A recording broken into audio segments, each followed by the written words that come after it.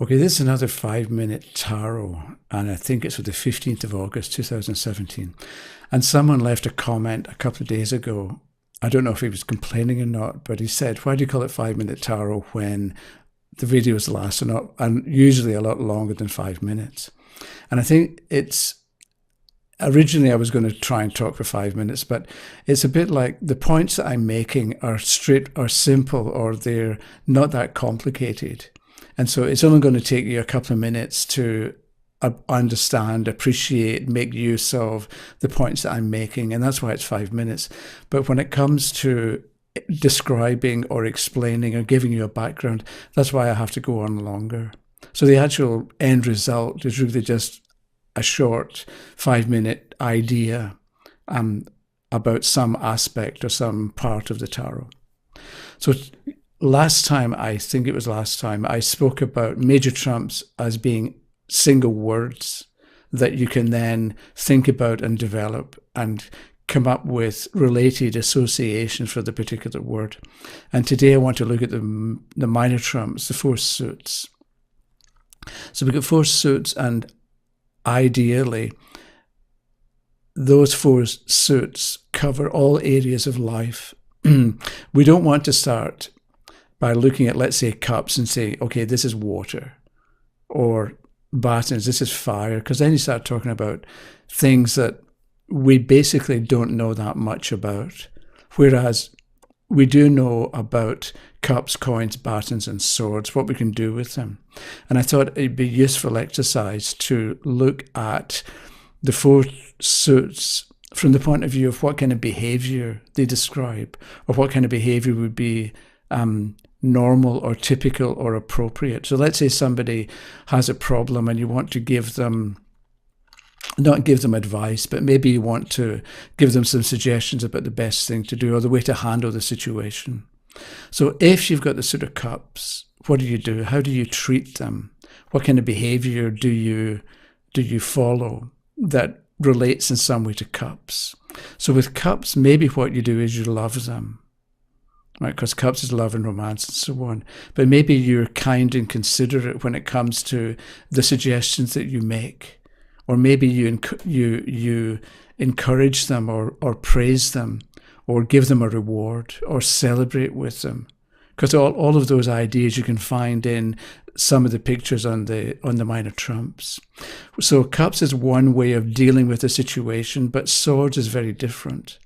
Because with a sword, you either attack or you can attack or defend, right? So if the person's got the problem, what do? You maybe show them how they can defend themselves to solve the problem, or maybe you talk about the best way of attacking the person or the situation or the condition that they don't like. Because sometimes you've got to take the bull by the horns and just get in there and make your point heard, or make your voice heard, or insist. And that's what swords can represent, that kind of approach to a situation. Then we've got coins. So with coins, maybe you give them a gift, or you reward them in some way for what they've done up until now, so they can go into a new solution or a new stage with a certain amount of confidence because they've been paid. Because if you get paid to do something, you take it, maybe you take it, or you recognize that there's value in you participating. So maybe with Pentacles as the solution, you give them something, or maybe you buy them, maybe you bribe them. Like with children, if they're misbehaving or they're being a pain, you say, okay, you can watch TV if you do this, or if you sit still, I'll give you, I don't know, a chocolate bar or something like that. That's kind of bribery, and that can be the kind of behavior that you get with the suit of Pentacles. It would be appropriate. Or that would be the kind of thing you would talk about if Pentacles came up as the answer to a question. And then you've got batons. So maybe what you do with batons is you inspire the people.